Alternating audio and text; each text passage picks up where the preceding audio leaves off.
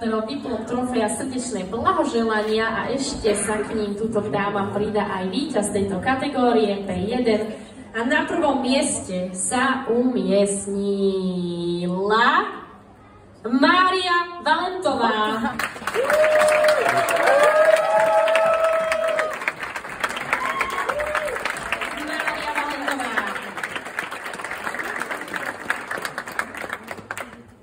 Blahoželáme. Tak ešte jednu veľkú fotku.